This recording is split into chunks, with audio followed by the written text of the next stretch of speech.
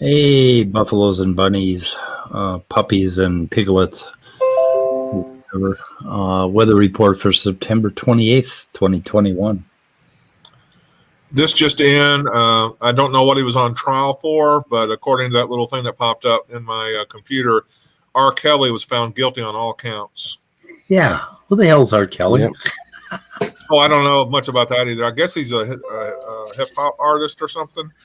Oh, Yeah, was he found guilty on rape charges, right? Was it rape charges? yeah. Yeah, they say he's going to go to prison for the rest of his life or something. So I don't know. I just saw that on, I think Colbert had a thing on him. Yeah.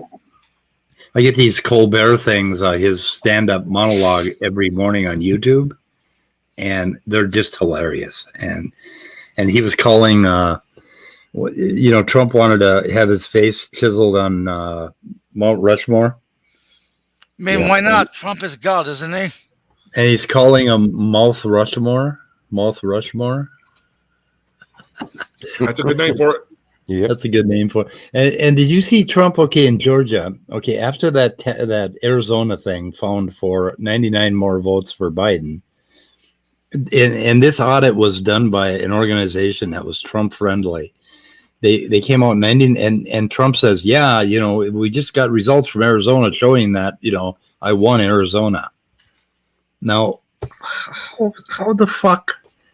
And everybody's cheering in the background saying, yeah, that's what they found. It's like, no, that's not what they found.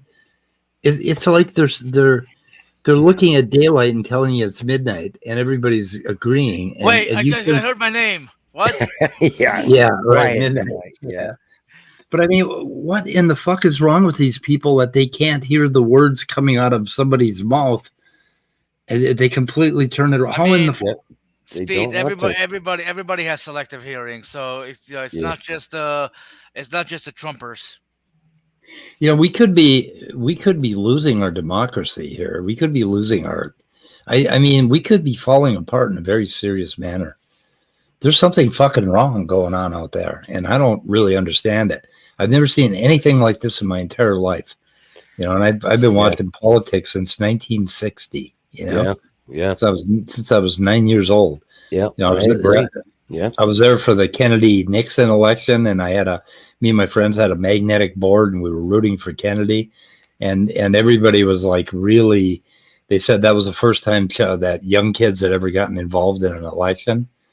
And so I've seen politics that long, and I've never seen anything like this with this fucking unbelievable cognitive dissonance. I don't know what is going on. And they just keep repeating it over and over again. And the anti-mask and the anti-vax and all that shit. And it's just now what are they doing? They're putting hydrogen peroxide in their inhalers and breathing it through their nebulizers. And like hydrogen peroxide can really fuck up your lungs. It breaks your tissue down. It melts your tissue. If you put hydrogen peroxide on your skin and leave it there for a while, you'll notice it creates this white haze on the top of your skin. Well, your skin is really, really tough. It has a lot of keratin in it, and the hydrogen peroxide dissolves the cells. So if you inhale hydrogen peroxide, you are dissolving the inner lining, the epithelial tissues in your lungs. For fuck's sake, people, don't put hydrogen peroxide in your fucking inhaler. Yeah, I used to like when I would get a cut or something. I used to like to take hydrogen peroxide and put a little bit on my cut and watch it get all foamy and fizzy and everything. That's a sign that you don't need to have that inside your body because it. I know Coca-Cola and Dr. Pepper and Sprite are all fizzy, but that doesn't mean everything is good for you. Yeah, your body's not supposed to get fizzy. Now, the reason that hydrogen peroxide fizzes on a cut is that when you get a cut, so you have some cells that have broken open. And inside of these cells is an enzyme. It's a peroxidase, and it actually breaks down hydrogen peroxide. So when you put hydrogen peroxide on a wound and it foams, that means you have broken cells. So what it tends to do is it tends to clear away the broken tissue, and that's a good thing as long as you wash that shit off before it burns you. Because if you leave it on your skin for any length of time, you'll end up with a really, really bad burn from it because it'll start to attack the normal tissue, right? So, but anyway, putting it in your lungs is the most batshit crazy thing. But that is the new thing that they've got out there. Like there's this, I don't know, YouTuber or talk show host who's, him and his wife are inhaling hydrogen peroxide and they're taking cow dewormer or horse dewormer. And it's just like, oh my God, these people. I'm sure the next trend will be people will start like inhaling mustard gas. Yeah. Because, it'll probably kill the coronavirus. And, mustard can't hurt you. We put it on our hot dogs. Come on. Oh, yeah. Yeah. Mustard's okay, right? But I mean, talk about trying something. Okay. And they won't take the vaccine because it's experimental. But hydrogen peroxide in your inhaler is not experimental. Oh. And it might hurt them. And I've got friends that I've talked to, and they're perfectly rational, and they say rational words just like they understand English. And they say this stuff out loud over and over again. You cannot penetrate whatever that barrier is. I call it the Trump barrier. It's somehow of course you would. They have Trump in their brain, and nothing will permeate that barrier. No kind of reasoning works at all. It all comes back as, oh, yeah, but there's this doctor online that said, or, I found this internet article that said, and it's like, okay. Fuck. Well, and I found this paper that says. Yeah. Yep. Buddy, what are we doing? What are we doing? What are we talking about? Are we talking about creationists? What are we doing? I'm hyper. What are we doing? Why are you hyper? What have you been taking? Did you inhale some betadine? I don't know what the fuck that is. Think of iodine. Did you inhale iodine? No. Okay. Oh my God. So I lost it. Of course I lost it. Okay. So Philip Ball wrote an article, and it refers to two papers, and I linked both the article and the two papers in the description. And one of the things that he says here that I think you're going to hear creationists quote mine in the future. This is my prediction. Good science makes good predictions, and this is my prediction that these two paragraphs are going to be used by creationists in the future. And he says he thinks that capability is at the root information processing. Just as neurons wired together through axons and dendrites can perform complex information processing, so too can proteins wired together through biochemical interactions. He said it's an insight that other scientists have also drawn from their studies of biochemical networks. Now, Heidi Klump, a member of Elowitz's group who conducted much of the experimental work on the BUMP system, BMP, bone morphogenic protein, that's explained in the article, compares it to the way neural networks work, not by assigning fixed roles to components of the network, but by letting the roles emerge from many connections. And then she says, we think the cells are doing a more complex computation than previously thought, right? Now, don't you think that creationists are going to love that one? Well, we know Maddox will. Yep, and particularly Philip Ball is one of the guys who wrote a paper in Royal Society, that Royal Society 2016 special issue on information. And Philip Ball is one of the papers that Maddox has in his For Annoying People site. So anyway, and this is, the article is by Philip, I believe. I'm not sure where he is here. Where do they mention him? I can't remember. It's up there in the left-hand corner. Oh, is it? Well, it was for me. Maybe you have the. Oh yeah, I made it smaller, so it kind of went away. Anyway, okay. So let's see. Back in 2000, let's see. What do we got here?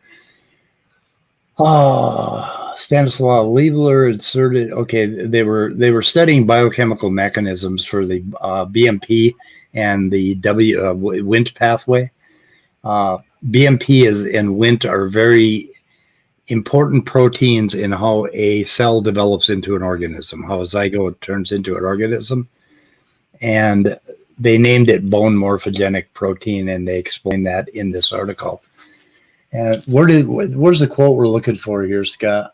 Let's see, mentor status. Let's see, logical.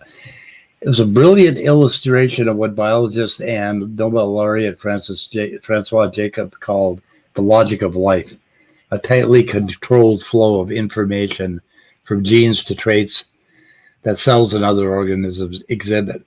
Now, this is about the cell as a machine and biochemical pathways as these concise, logical, programmed mechanisms, right? But this lucid vision of a circuit-like logic, which he worked so elegantly in bacteria, too often fails in more complex cells. In bacteria, single proteins regulate things, said Angela DePace, a systems biologist at Harvard. But in more complex organisms, you get many proteins involved in a more analog fashion. And this whole article is about cell communication circuits using architecture that is the opposite of what we synthetic biologists might have designed. So let's see, where did he say this? Elowitz and his co-workers had caught a glimpse of what the logic of complex life is really like. This pathway is a riot of molecular promiscuity that would make a libertine blush, where the component molecules can unite many different combinations. It might seem futile to hope that this chaotic dance would convey any coherent signal to direct the fate of a cell. Yet this sort of helter-skelter coupling among biomolecules may be the norm, not some weird exception. There you go. In fact, it may explain why multicellular life works at all. And the article goes on. It's a really good article. And it goes on to explain how these molecules pair in many different combinations, and they will affect the cell depending on which receptors, like which set of receptors the cell has, and the cell, and sometimes how many receptors the cell has. So it may have it has an analog effect rather than a digital circuit. So it's not like a computer that decides things very precisely. It's more like a spectrum of colors that just happen to create a living cell that actually works. And it's just a promiscuous dance, a helter-skelter of proteins. And that's one of the reasons why when something mutates, when we have mutations, like they talk in this article that they will knock one gene out, and it seems to have no effect on the cell because it turns out another pathway takes over. And that has been my idea about how things evolve for a long time. Is that we have these mutations and they create multiple pathways. And every now and then these pathways connect up in a way that works. And when they do, you may have more than one pathway to get to the same result. And then if the other pathway happens to disappear or mutate out of existence, this new pathway becomes the norm. And it may be a better pathway or a more efficient pathway. Or a more efficient pathway may get selected. But it's more of the more we dig into it, the more we find out that things are not as that we can't, our little biochemical diagrams that we love to put in books are not what's happening. Now, the creation, especially the electrical circuit ones. Yeah. And the creationists will say, oh, phylogeny is just drawing lines between circles, right? And it turns out that biochemistry is really often misconstrued by just drawing lines between circles, because what you really want to have is a lot of dotted lines and half shaded lines and lines going this way and that way. And I think I picked the there's Michael Elowitz. Well, I think when he was talking to somebody the other day, Daniel J. Nicholson reminded us that what's happening at the cellular level is a place where like gravity has very little influence. Yeah. It's this thick, syrupy, molasses-like gel of little, microscopic or submicroscopic influences, just kind of shaking, and the cellular fragments or parts are being shushed around inside of it, just shoved around. Yeah, and it's not the direct take path, point A to point B to point C kind of pathway. and if that pathway was fragile and broke, we would die and we wouldn't make it. So it just happens to be statistical, and the statistics allow us to live. And of course, natural selection is very important in weeding out the bad statistics, and promoting a good statistical mix of these compounds that allow us to stay alive. And this is the old lock and key model with the signal proteins and the receptors, and it just locks into a key. And this is kind of the new promiscuous model that they do in this little short diagram here. Excuse me a second. Coughing up a hairball. I got a cat in front of me. Let's see. Numerous effects varying with cellular contacts is what it has on the bottom here. But there's all these different, these combinatorics between proteins that form dimers, 2 of them get together, or trimers, 3 of them get together. And there are a number of different proteins that can lock into these complexes. And so it's a combinatorial thing. And overall, the combinatorics adds up to a cell that works. And of course, if the cell doesn't work, it's not going to have any offspring, and it's never going to get into the next generation. So the statistics is sort of constrained by natural selection all along the way. So that it keeps working. But anyway, so that's this article. I think people should read it, and it gives you a good idea about why the cell is not a machine and why this thing is a little more complicated than we thought. So it is a good read. It's a good read, and I linked it in my chat. Now, I had 2 quotes from it that I really liked. One of them, though, ended up being, I might have to it ended up doing a URL instead of just a quote. But let me see if it comes out. If I put it back in my browser. Hold on. Apparently not. But this other quote, whatever the reason for its combinatorial principle, the BMP signaling system shows that cells are not like the machines we humans make. I'm going to read that again. Whatever the reason for its combinatorial principles, the BMP signaling system shows that cells are not like the machines we humans make. And it might be that that's true for many biological systems, Linton said.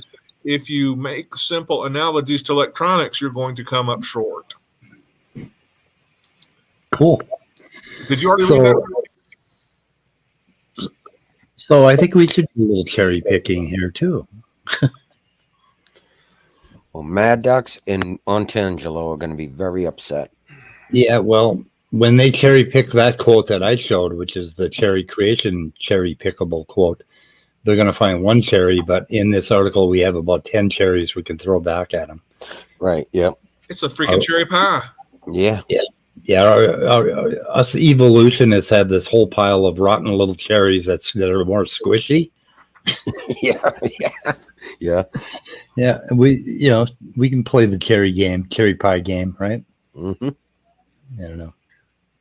And another thing I linked in the description is Anton Petrov. That had was an article. Yeah. And now this is like the other side of biochemistry, and this is the part that the creationists love to talk about, where we are creating little molecular machines, and we're using them to deliver things like the vaccine for COVID-19. Yeah, yeah. And this is a very, very worthwhile thing. But they've taken little balls, and they've managed to get them to. I'm echoing a little bit. That's funny. Why am I echoing? They managed to get them to absorb things from the environment, so they can change the size of the hole on this. Hey, Scott, you got to mute. I think it's coming through. You're echoing. Yeah. Okay, hold on. Let me find my StreamYards. Okay. Anyway, they can open and close the pore to a different size, so they can selectively take in, like E. coli. They can suck up bacteria with these little tiny artificial cells, and they can also deliver things, so they can have things go out of the cell, so they can put in medicine. Yep. And they can take in a certain molecule and like get a signal, like a marker for a cancer cell, and then deliver chemotherapy right to that cell, right? Yeah. So I mean, this is the kind of engineering that we're doing, and that is these are the machines that men design, and if the cell had been designed, it would look more like these little balls that he shows on this video. So, and I'm not sure if he's one of these copyrighted, but I thought this picture of the surface of the cell was with the lipids and cell membrane channels flowing around on the surface was a pretty cool picture, and it kind of gives you an idea what's going on. Yep. And then he links to the papers, which I haven't dug these papers up, but they show these little cells. Yeah, this was a cool part of it right here. Yeah. There was a few things in there that was really cool to what they were showing. Yeah, it's a great video. There's another one, where they're right there. Yeah, that one. Yeah, where they're sucking in E. coli, and the E. coli can't escape, and so they can use it to clean waste and things like that. There's just a million applications for this kind of technology. And of course, the creationists are going to say, "Oh, well, but they weren't really designing life because they used purified something or another." But that isn't quite what they were trying to do. What they're trying to do is do medical tech, right? Right. Which is a really important thing. We're not trying to redo what happened over 4 billion or a couple billion years on prebiotic Earth. Yeah. So anyway. Wavy rock formations explained to creationist geologists. So Chris Peacock gave us something here. Anyway, so that's also in the description, and people should go look at that. What else do I have in the description? We have Top Dog's picks of the day. Well, I got a question real quick. Anton Petrov, seems like several people I have encountered like his channel. What's his background? Do we know? I don't know. I never checked it out. I never checked it out either. I know he makes a butt ton of money on the on YouTube. He must. Because he's got really good videos, and he covers all kinds of astronomy stuff every day. Yeah. I was after I watched this one, it popped up one on Jupiter, and basically how Jupiter is the vacuum cleaner for the solar system. Yeah, yeah, and he does great videos. He really does. Yeah, really good. Always worth checking out. Yep. So we got that, and he's got all the latest stuff. He's always coming up with stuff like this that's new and new discoveries. A lot of new discoveries that through cosmology and stuff like that. Something weird. I think I told you, and maybe put it in the description or whatever, or had it in the description. Kyle Hill the other day, who's another science YouTuber, he covered that paper about the Tunguska type explosion that happened 1600 some odd BC. That they were hinting that it might have been the event behind the story of Sodom and Gomorrah. Yeah. And he did a really good job of reviewing the paper and everything, but then I went back the next day and he had pulled it down. Really? I don't know what he could have, unless you can't get copyright strikes on like, I don't think it was a paper. I think it was an article that he was doing it based on. I wonder, would a online journal like that do a copyright strike? I don't think so. But it was a really good a really good segment on his show. I'm putting something in the description here from. That was Anton, you were saying, right? No, somebody else, right? Yeah, it was Kyle Hill did the review. Oh, Kyle Hill. Yeah, Kyle. Yeah, Anton did he mention it? Anton I think Hill? he did one. That's why I just said that. I was like, that's right, he did. So and I didn't catch it. I didn't get a chance to watch that to see what he did. Maybe Kyle took it down because he was mad that Anton beat him to it. I don't know. Yeah, could be. I don't know. Here's the thing that Chris linked. Okay. This might. I have not watched this yet. Should we watch a little bit of it? Okay. Folding and faulting. Is that like in the gene? No. We're talking about geology. Mel teaches. Oh yes. Where's Orge? So what the hell? I'm not subscribed to this channel. I am now. Also got to subscribe on my other account. Let me check it out. Yeah, I don't know where Orge is, but maybe we could check it out and see what this one's about. Go ahead. And I put the link out in chat because, that was our material for the day. So we're relying on you people to support the weather report. This would be like in the line of Dr. Cracker, right? With his crackers. Yeah. Yeah. They're talking about Dr. Crackers with his, it wouldn't fold, it would break in half. And it's like, they're so goddamn, the literature that I have in just the geology books that I have, I got a short stack that's about 3 feet high, is just filled with stuff about why this plasticity in rocks happens at high pressure and high temperatures. Yeah. And we've even done it in the lab, and you can see it in some architecture, that's been sitting around for a long time. Yeah. I don't know. Let's see. Okay. Let me switch. Oh, I know what I got to do. I'm trying to get my shit together here. It's not together. Hey, what about that third guy you told me about? Or is that a backstage thing? Third guy. Oh, tomorrow we're having a talk with some guy. Some dude. Some dude. At 11 o'clock, we're going to have a talk with a Darth Dawkins kind of pre-sup. And I don't think it's going to last more than 10 minutes. Okay. Yep, because let's see, where's his? Okay, I can link his site, but he's got a site named. Let me see if I can find it here. Biblical account FTW. What does that mean? FTW. For the win? For the world? No, for the win. For the win. Yeah. For the win. Yeah. I hear them say that. Yeah. And he's got about 20 videos out there. One of them is with Tom Jump. And he keeps saying things like, God revealed himself through the scriptures. Yeah. Your response. And he keeps saying your response over and over and over again. And then if you swear, he gets all pissy about it, and says, oh, don't, But anyway, he reached out to me and asked to have a conversation. And I said, I'm not going to have one of those conversations where you say your response.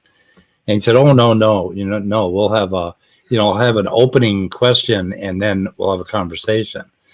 So if we do not have that conversation, it's going to be a real short stream. I can guarantee you. So anyway, but I'll link his site for people to take a look at.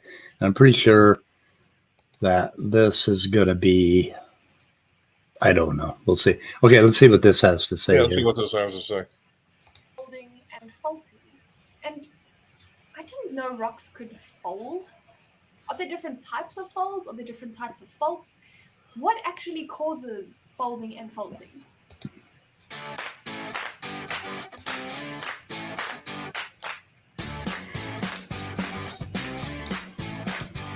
Looking at what folding is, what faulting is, how they both occur, and the different features that are associated with folding and faulting.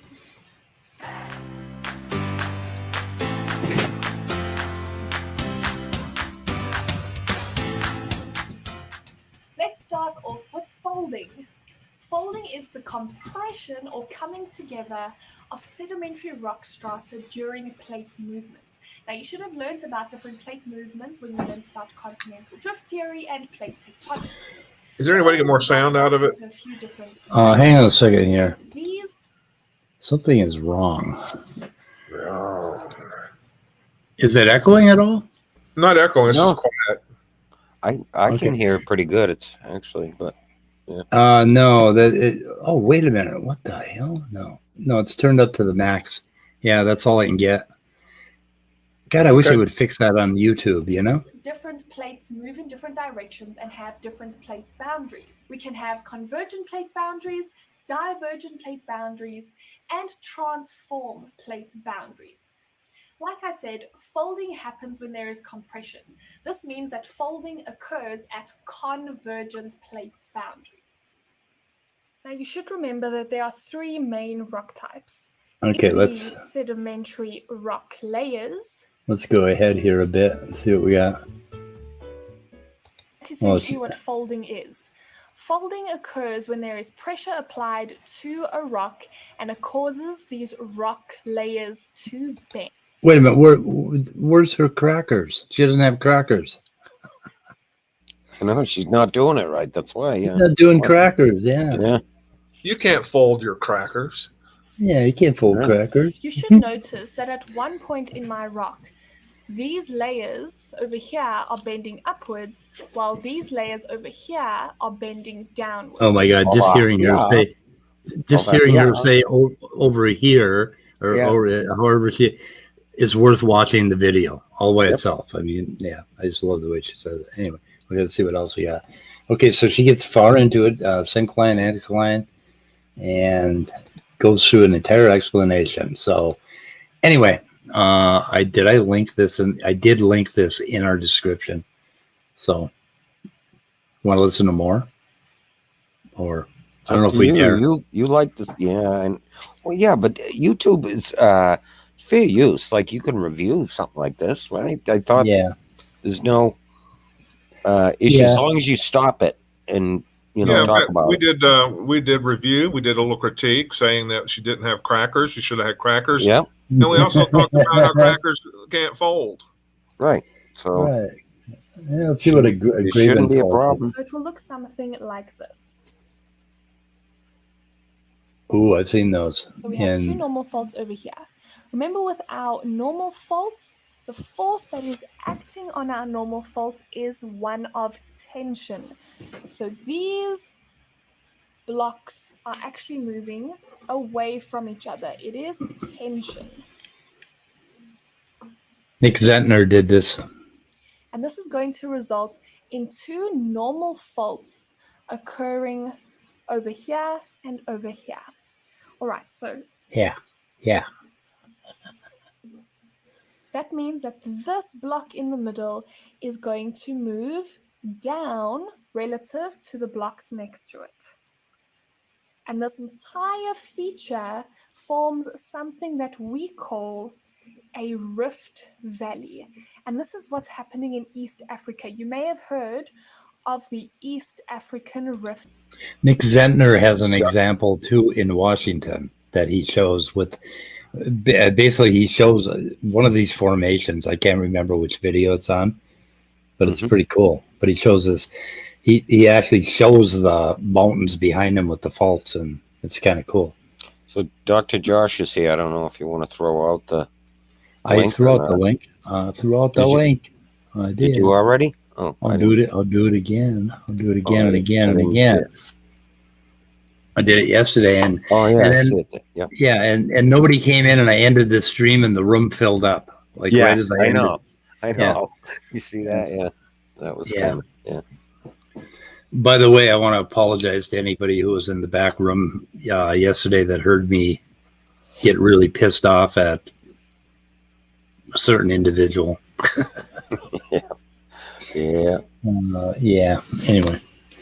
I guess I was, and it surprised me more than it surprised anybody else. So I'm not sure how well contained I was. I usually contain my anger pretty much, but I don't know if I did yesterday. I apologize if I didn't. Valley.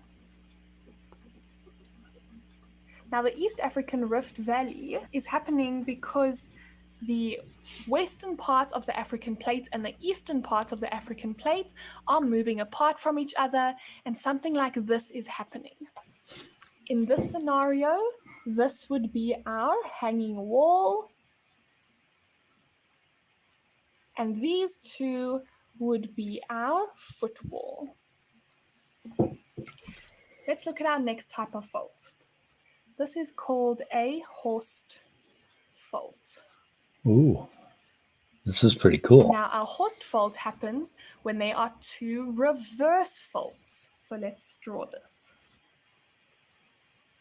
Okay, so a Horst fault, like I said, is going to be two reverse faults. And we just learned that the force causing reverse faults is one of compression. So these two blocks were moving towards each other.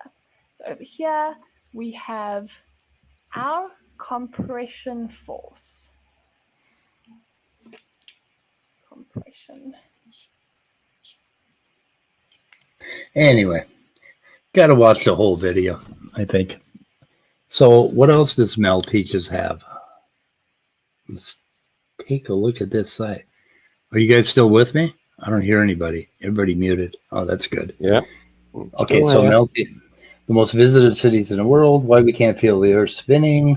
So we got a whole lot of stuff here. So let me get rid of this. How to measure bearing with a, okay, so she's got a whole bunch of really interesting videos. Cool. What can I do with a geography degree? Okay. Anyway, looks interesting. What are metamorphic rocks? She's got a whole bunch of stuff on geology. What else? Yeah. Anyway, worthwhile site to subscribe to. Yeah. So you like that stuff, yeah. Yep. Yeah, I've been I got a book on sedimentation upstairs, and I've been slowly reading about limestone and all of the different things. Hey, Dr. Josh. All of the different things with sedimentation that, you read like half of the first chapter and you realize that a flood could never have done all of the different kinds of things that we observe in rocks. I mean, there's just no way. I mean, it would have had to, I don't know what they think. I don't know what they think. Yeah. But it's sad. I have to say, I disagree wholeheartedly because I think that Raptor Genesis 6 through 9 makes it very clear that there was a raptor flood. And, I think you guys, I know that you know that raptor a flood of raptors is a blessed thing. And you guys just suppress that truth and unrighteousness. Yeah. So, repent or raptor perish. Well, I just want to. I just want to sin, so I have to suppress the information about the raptor flood. Yeah. Oh my God! I just want to eat vegetables. That's all. I mean, just remember, guys. It's so easy. Look, behold, he stands at the door. He can open it, but he can't unlock it. That's right. Jesus can't unlock it.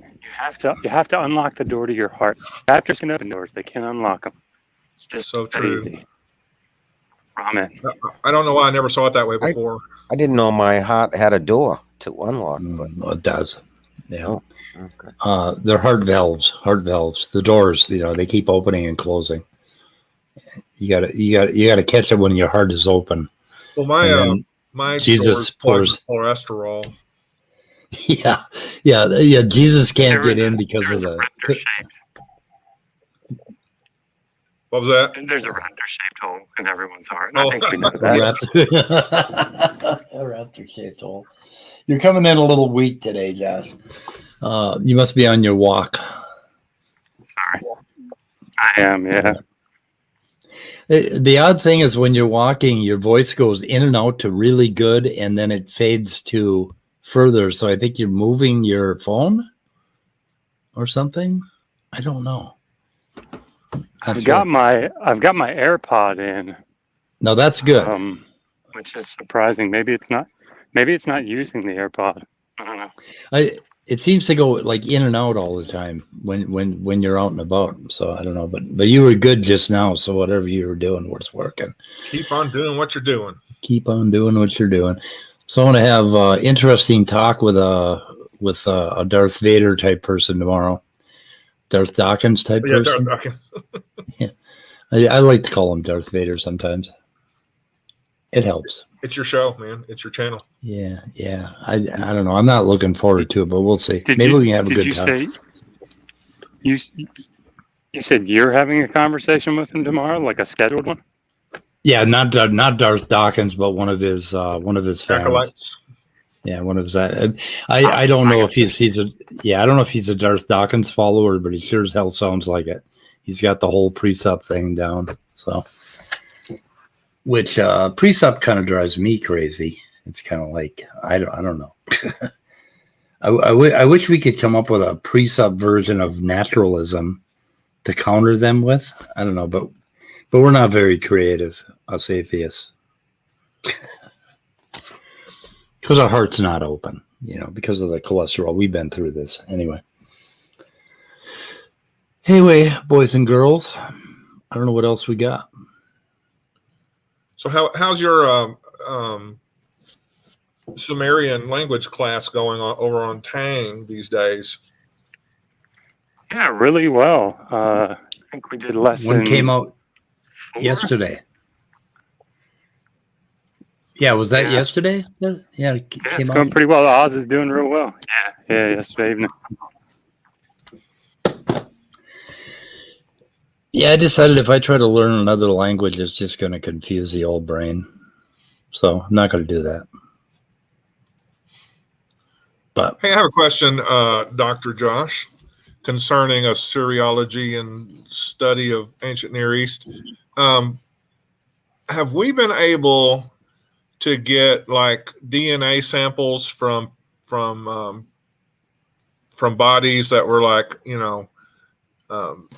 2000 BC or before, or even beyond, before that, or are they always in such bad condition we can't? I'm just wondering if we've discovered who the first group of Sumerians were related to, because they weren't Semitic. And the question is, where do they come from? So is there any research being done now that makes us hopeful that we'll be able to find the answer to that question? It's a complicated one.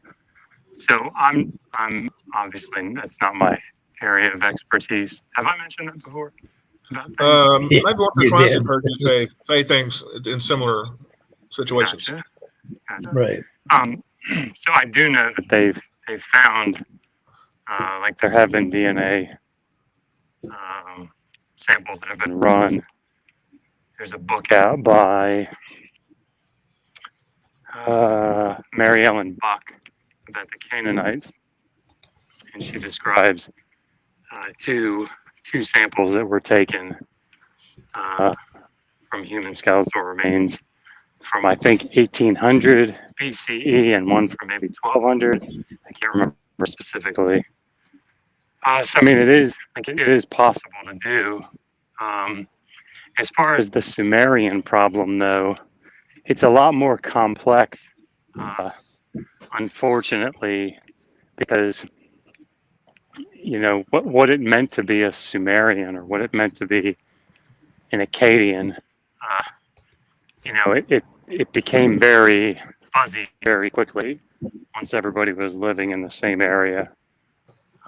So yeah, you really would have to have, I think, a pretty significant sample size of genetic material to be able to analyze, okay, these people are what, Indo-European or something, or these people are, from whatever area. But I've told you more than I know. Is that Mary Ellen Buck? Yeah. Buck? That's correct. It's a little book just called The Canaanites. Yeah, okay. Yeah, I'm putting a link in the description to there's some sort of PDF version of it, I think, online, but I haven't found it on Amazon or anything like that. So this is on Kindle, I guess. I don't know. Yeah, it's, anyway, it's a little book, maybe 100 pages, 150 pages. I mean, it's meant to be an easy read, an introduction to the Canaanites, but it's an excellent book. I cited a fair amount in one of the sections of my book when I'm talking about the Canaanites, as far as from the historical standpoint. So okay. Sign up or sign in. Okay, I'm gonna see if I can get that on Amazon. Interesting. I put a link in the description to that one. But yeah, I'm wondering. I mean, we must, like, we can get DNA. I think we got one that was 700,000 years old. There's a DNA sample off some species of something. So I'm wondering how much we've done with the archaeological digs we found, with bones. Because there's a hell of a lot to be learned from that. Along the lines of the Tower of Babel, which I think is a bunch of babbledygook. Babbledygook? No, it's gobbledygook. Gobbledygook. The Tower of Babbledygook. Babbledygook. Use that term tomorrow when you're talking to your friend. Okay. See what. Just say that's a bunch of gobbledygook and see what you get. Babbledygook. Yeah. in reference to his clear and circumspect questions. Yeah, exactly. Yeah, right. Dr. Josh, yes. Yeah. Anyway. Yeah. He's probably listening in right now, but anyway. Probably, yeah. Well, I'm hoping he understands that it's going to be a very short conversation if he does what he does on every one of his videos, which keep asking, your response, one-liner, your response, one-liner, your response. And some of the people he's talking to just don't know what the hell to say. I mean, you don't know how to respond to some of these things. God was revealed to me in the scriptures. Your response? It's like, well, that sounds batshit crazy. Yeah, I could give a shit. How about that? Yeah, it's like my response. Yeah, my response is I don't give a shit. And then you could say that statement has not earned a response. Please rephrase. If you say shit to him, he'll say, "Stop using profanity." That's what he does over and over and over again. It's like.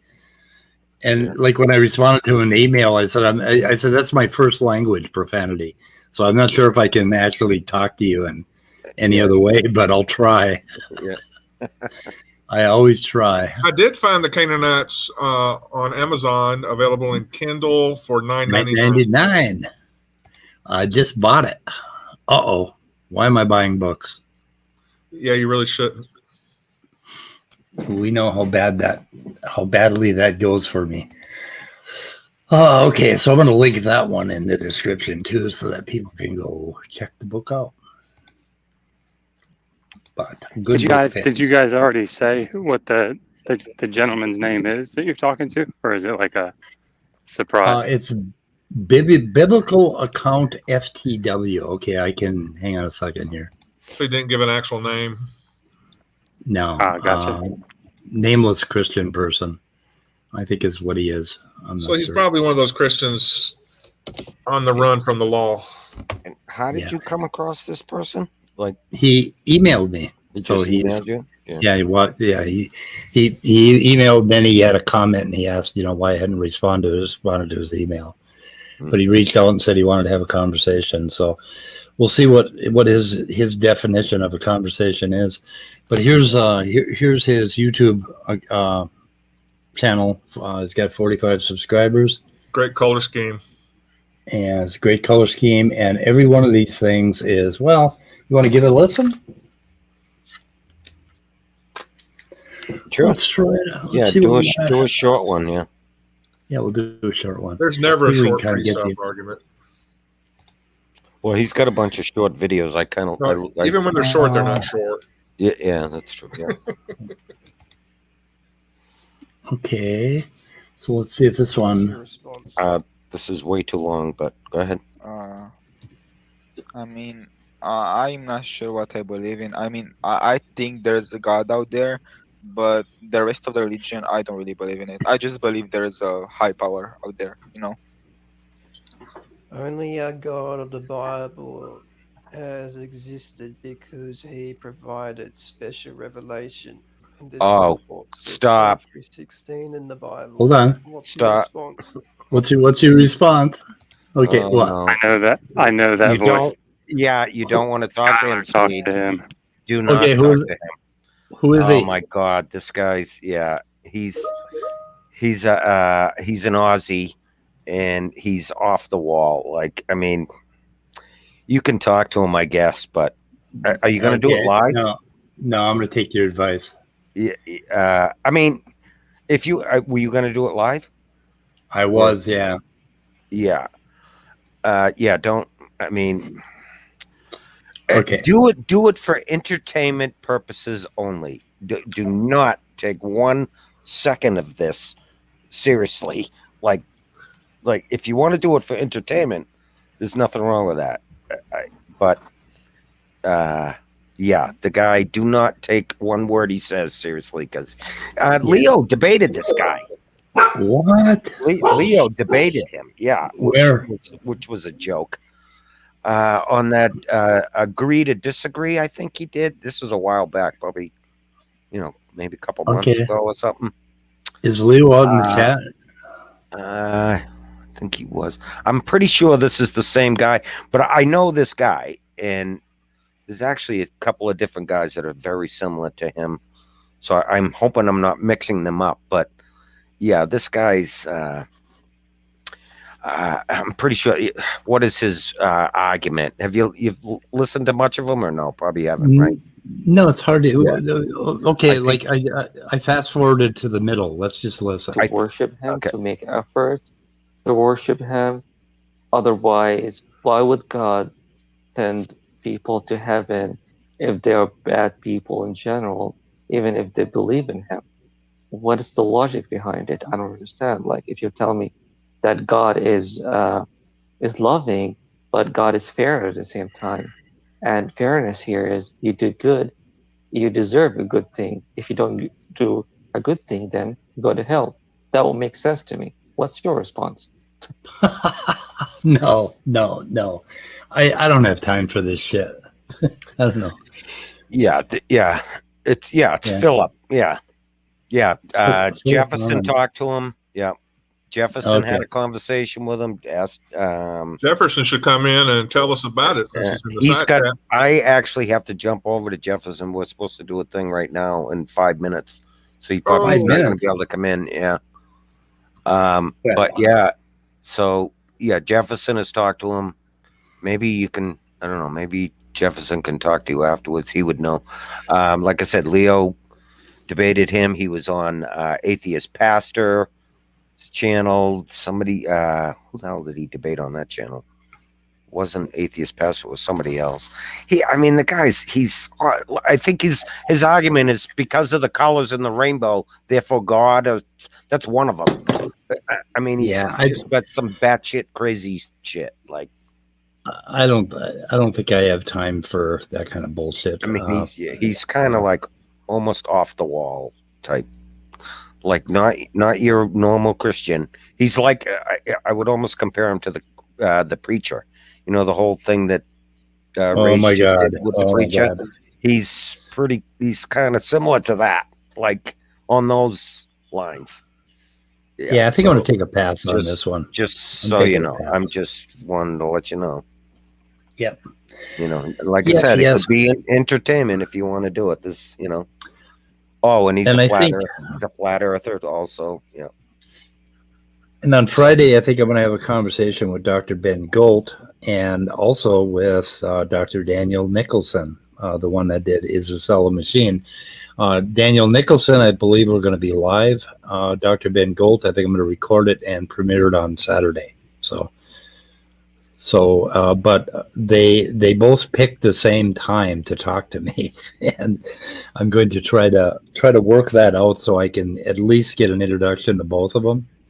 And I'm very interested in both of these gentlemen and their papers. Dr. Ben Gold has the mesh code theory of a new hypothesis on memory that I immediately was skeptical about, and still am very skeptical. But I'm coming around to a couple things because I think he solved some problems. And of course, Daniel Nicholson has, we reviewed 2 of his papers on why the cell is not a machine. So it's going to be kind of fun to talk to those guys. Now, those are worthwhile conversations. This guy, nah, I don't think so. Jefferson just wrote and reminded me of another thing. He kind of thinks gravity is God, basically. Oh my God! Well, that's Scott, if you or David want to do it, I'd be fine with that. But I don't think. And if you want, I'll and a little later on, I'll see if I can find the debate that Leo had, and I'll email it to you, and you can watch that if you want. Okay, I could. That'll give you an idea on what to expect, I guess.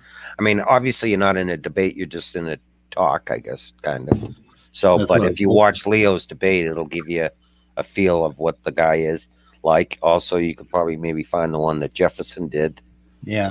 But he's definitely out there. So, I mean, if he wants to sincerely answer questions about how he came to his belief and, why he believes what he believes, but if he wants to run a precept bullshit argument on me, I consider that the same as if somebody decided that they wanted to throw a pail of water on you in the street. Yeah. Well, I think one thing, like if he does say to you, what's your response? And you really don't think that that's an appropriate place for a what's your response question, then just say there really is no response because you've asked inappropriately. Right. It's in this context, what's your response really isn't called for. So let's talk about your experience with God and what you get out of it. Right. Something like that, Yeah, I don't know if he's capable of that type of conversation. I've never heard one. I mean, I've only heard kind of like debates with him, so I know what he's like. I don't think I watched the one that Jefferson. I don't think I ended up catching that one that Jefferson had with him. But yeah. So, Gur, get your ass in here right now. Oh, here's Jefferson. Just put the link of him. Oh, okay. Right there. And I don't think I got a chance to watch that one. Okay. But so I'm not sure if he's capable, what type of a conversation he had with Jefferson. But yeah. I'll go ahead and check that out and make a decision, I guess, tomorrow morning. Yeah. But I can always say no, Saying no.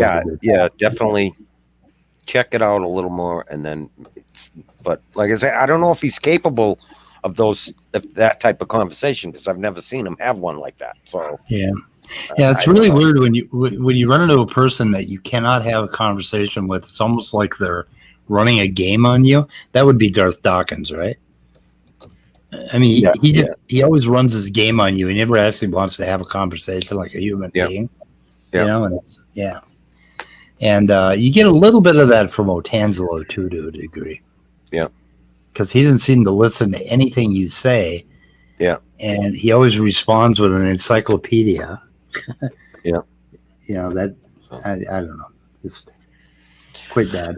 All right. So I actually got to run. So. Well, you're giving me an excuse to end the weather report early, you realize. I know. You're always looking for an excuse anyway. So that we don't have like software that would allow us just to wait a minute. Show up in Jefferson's live stream. Before you run, do you have a link to that? Do I have a link to what? Jefferson? Not you. I mean, David. Do you have a link to the thing you're going to? Yeah. Well, should we put it in our description? Oh, yeah. Let me see. Where is it? You're always so surprised when I ask you for a link. I know. You drive me nuts with your links. Actually, I gotta go find it. It's wait a minute, here it is. Here it is. Okay, do you know what drives you even crazier than somebody on the stream asking you for links is when you watch a stream and you don't get the links. Okay, right. Jefferson put it out. So he did. All right. Yeah, there you go. I got He's quicker than me. I had it right here. I just was about to put it on, but all right. Okay, right. We'll see you. I will see you. Yep. And Gur is going to do a stream, I think at 6, right? Gur? Oh, that stream that Gur streams did just a remarkable live stream yesterday on Gur streams. He kind of ran away, didn't he? He does that. I mean, he did a remarkable stream yesterday that was just riveting content. And I mean, when you make a decision about whether or not to subscribe to his channel, go and watch his live stream from yesterday. Oh, that was weird. That was one of those uncanny valley. I mean, the guy should be on a slasher movie and be the slasher creepazoid. Yeah. Wow. Yeah. Where did that guy come from? What is that show? I want to see that. Was that like Lawrence Welk? I'm not sure. Like a Halloween Lawrence Welk show? Well, if Gur would get his ass in here, he could tell us, Well, he was probably coked up. I bet that was it. So did I just, okay, so Top Dog just did another Nat Science and Naturalism link, and I put that in the description. Top Dog. Whoops, what did I just do? I just got rid of all of the description. This will be good. This will be good. Yep. So if I can do this right. I bought a book by Joel Baden called The Historical David, talking about the King David of the Old Testament, and it's a really it's an enjoyable book to read. Dr. Baden put some good scholarship behind it, but it kind of tells the story of King David as like a well-spun political story from the Iron Age. So that would be something good for people to get and look at. I'll get you a link later. Don't worry about it. I'm working on it right now. Okay, you get the historic David or historical David by Dr. Joel Baden. You know what's wrong? Like when you link to Amazon on Google, when you go from Google, it includes all of the search criteria afterwards. All sorts of criteria, yeah. And it drives me crazy. Okay, so anyway, I got the right link. I'll put that in the description. So anyway, we should go over and watch Jefferson, I guess. That sounds like a great idea. I do too. Also, but I have one little thing, a little pet peeve that I've been experiencing for the last few minutes. Last half hour, I've been trying to order a delivery from Domino's. They have a nice meaty pasta dish that's pretty good. If you're too lazy to cook, which I am very often during the week, too lazy to cook. But their app is down and it says you can't place online orders right now. What? Call the store. So I called the store and I can't get through. So it's like, why are you telling me to call the store when I can't get through the store because I want my food? But oh my God. Mega got Domino's because yesterday we ordered from Domino's and it took them like an hour to get here. And it was Maga got to him? How did Maga get to him? I don't know. Maybe they raided them or they stormed Domino's. They stormed the Capitol. They could have stormed Domino's. Today of all days, they have to storm my Domino's. Yeah. I might have to stoop so low as to order from Pizza Hut. Yep. For me, it's more logically that since the Domino's app was down, people are calling in more. So then you're. Yeah, but I wouldn't think it would be that busy. Oh, you and your logic. Yeah, that's what they want you to think, Top Dog. That's what they want you to think. The powers that be. That's not the truth. That's fake news. Fake news. Mm-hmm. And with that, I think what you want. Change reality. News. Yeah. Hydrogen peroxide. That's right. Sniff it all day long. Oh, somebody came up with, who the hell was that? They came up with the idea that that the left, they were saying that the left is pushing the vaccine so that the right won't get the vaccine and they'll all die. So they think it's a conspiracy that we're shaming them. Yeah, because we know that they want to own the libs. And so if we insist on them getting it, we know that they want to own the libs, and so they're not going to get it. So we are killing the MAGAs. There was actually somebody, I don't know if it was on Seth Meyers or if it was on Colbert or somewhere else. It was on Colbert. Or it might have been on like Francesca Fiorentini on the Young Turks. I'm not sure where I saw it, but it was like, holy shit. Like that is like the weirdest conspiracy idea that it's like, okay, if that's the case, then just go get the vaccine. Yeah. I mean, because people are afraid of just the needles. Yeah. And maybe it is. Maybe all this is because for all their toxic male bravado, they're just afraid of needles. Yeah, when I got the booster, I didn't think he even did anything because he did it so goddamn fast, and I didn't feel a thing. So I walked out of there thinking, did he really give me a shot or not? But then the next day, when my shoulders started swelling up, I realized he actually did. Yeah, I've not really had more than one or two bad needle sticks. In the last decade, actually, that I had to grit my teeth because it felt so bad or felt so, harsh. I think they're getting better at designing needles. I don't know. Maybe our bevel technology has just skyrocketed. Yep. You don't have to do that one with the 100 needles all at once technique anymore. It made a giant scar on the. Oh, that's true. Mom has that problem. But that's how they knew everybody had polio vaccine. Well, which one was the sugar? They gave us a sugar cube when I was a little kid. No, that might have been polio. I don't know which one. That might have been the scaly one, the scarred one was. Yeah, we were all lined up and we were scared to death because I hated shots so bad. It just I had really high-end anxiety. And then they give us a sugar cube, and I'm like, yeah, no, that's the way to do it. That's right. Like, spoonful of sugar makes the medicine go down. It does. Yeah, the sugar cube was cool. It's a sugar cube with obviously somebody had put something on it. And later on in the 60s, we also had sugar cubes, but that was for a totally different vaccine. Totally different. Yeah, it was very different. A different experience.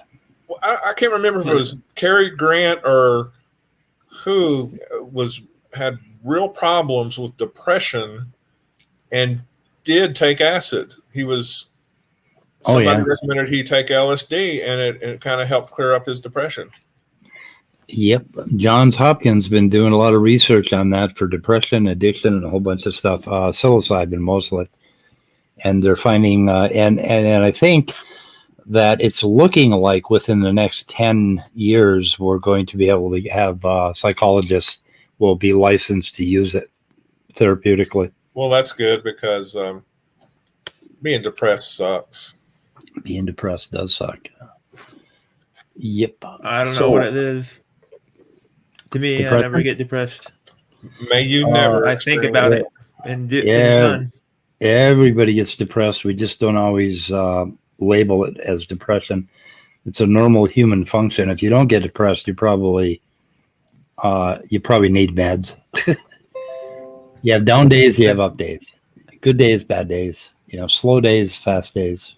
It's moments for me. I mean, I just think about something to get done and I do it. That's one way to handle I think depression. about any problems and I fix them or try to. One way to handle depression is, or the most important thing with depression is not to start labeling it and hanging on to it, because if it is, if it is a cyclical depression, it's going to stick with you longer if you tend to label it. But then on the other hand, there are people that have depression that just will not go away. My best friend was one of them. And he was one of the people that really needed medication. Because the mistake people make is that they think that depression is one thing, that there's only one kind of depression or one experience of depression, and it's totally different from person to person. Yep. Okay, guys, I'm going to shoot an ad. All right, sir. Okay. I'm Stay curious. My eyes are closed. Go ahead, shoot. Goodbye, cruel world.